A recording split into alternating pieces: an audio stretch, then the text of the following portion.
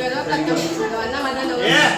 तुम्हा सर्वांना माझी ओळख असेल तरी सुद्धा मी तुम्हाला माझी ओळख करून देतो. मी मंथून राजेश पाणीकर. माझ्या शाळेचे नाव खंबाळा विभाग हायस्कूल खंबाळा. मी आता पायी फुफाटा रुतल काटा दिसल वाट तुझी झोपून आशा चालत राहतो गाडून टाक भीती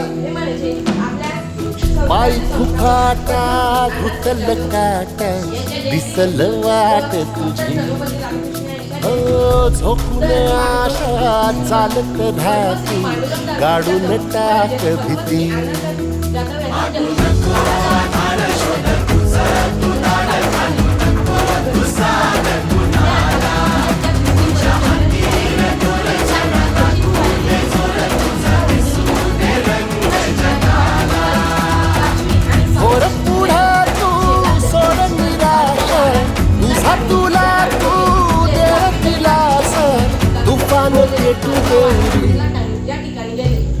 पायी फुफाटा रुतल काटा दिसल वाट तुझी झोपून आशा चालत राहतो गाडून टाक भीती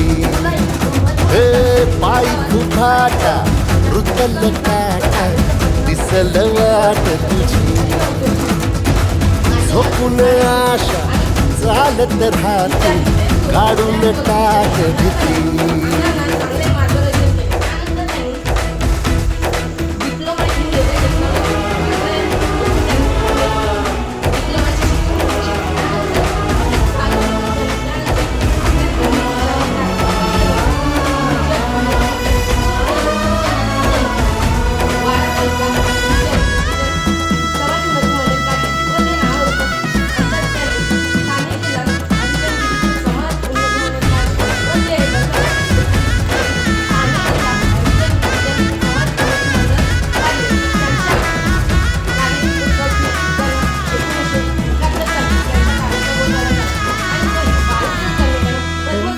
येईल जळीत जग सार आपसूक सामील होती र दिशा सपान साकळला पापणीच्या काचरीत चढू दे त्याची र नशा खिंडार पडू दे धार सरू दे उजेड पडू दे तुझा नशीब चावड गाडीत मागर हिरला बघन तुझा होईल दिवस तुझा उद्याचा होईल दिवस तुझा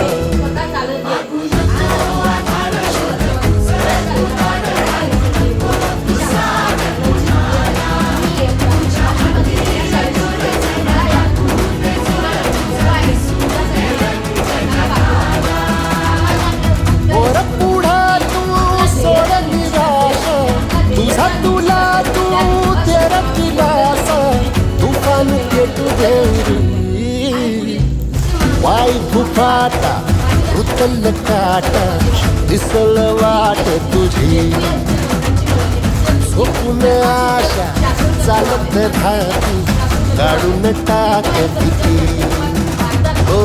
पायी फुफाटा रुतल काटा दिसल वाट तुझी झोपून आशा चालत राहतो गाडून टाक भीती पूर्ण केले. त्यानंतर त्यांनी मद्रास विद्यापीठातच अध्यापनाचे कार्य सुरू केले. त्यानंतर त्यांनी मैसूर विद्यापीठात प्राध्यापक म्हणून काम केले. अशा तऱ्हेने उत्तम प्राध्यापक थोर विचारवंत तत्वज्ञ व्याख्याते म्हणून त्यांची कीर्ती समग्र पसरली. त्यांना भारताबरोबरच अनेक परदेशी विद्यापीठातून त्यांना व्याख्यानाची व अध्यापनाची कार्य येऊ लागली. परदेशी विद्यापीठातील नावाजलेलं एक विद्यापीठ तुम्हा सर्वांना माहीतच असेल, ऑक्सफर्ड सारख्या विद्यापीठातून त्यांना अध्यापनाची व व्याख्यानाची निमंत्रणे येऊ लागली. स्वामी विवेकानंदांच्या नंतर जो कोण असेल त्यांनी भारतीय तत्वज्ञान साता समुद्रपलीकडे नेण्याचे महान कार्य ऋषीमूल्य शिक्षकांनी केले. या ऋषीमूल्य शिक्षकांनी केले. भारतीय तत्वज्ञान गौतम बुद्ध, महात्मा गांधी, भारत चीन यांसारख्या अनेक पुस्तकांचे त्यांनी लेखन सुद्धा केले. 1931 साली ते मैसूर विद्यापीठाचे कुलगुरू झाले. त्यानंतर दिल्ली व बनारस विद्यापीठाचे कुलपती सुद्धा झाले. त्यांना शासकीय प्रवाहात आणण्याचे काम पंडित नेहरूंनी म्हणजेच आपल्या चाचा नेहरूंनी केले. त्यानंतर ते 1952 साली ते भारताचे उपराष्ट्रपती झाले. त्यानंतर ते भारताच्या सर्वोच्च स्थानी म्हणजेच 1962 साली ते भारताचे राष्ट्रपती म्हणून विराजमान झाले. या शिक्षकांनी भारतीय शिक्षण हे वेगळ्याच उंचीवर नेऊन ठेवले.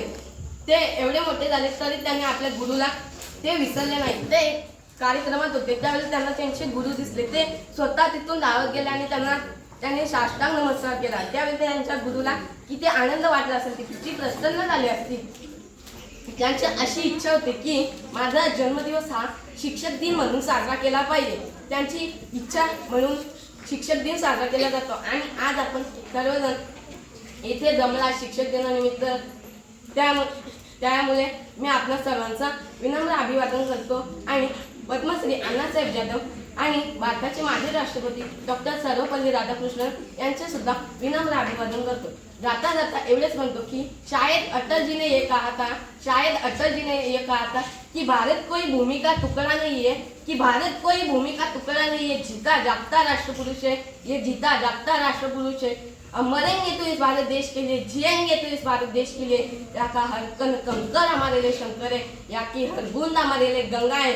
और जो हम मरने के बाद जो हमारी अस्थियाँ गंगा में बहती हुई जाएगी उसको कोई कान लगा कर सुनेगा तो उसमें से एक ही आवाज आनी चाहिए, भारत माता की जय, भारत माता की जय. एवढे बोलून मी माझे 2 शब्द संपवितो.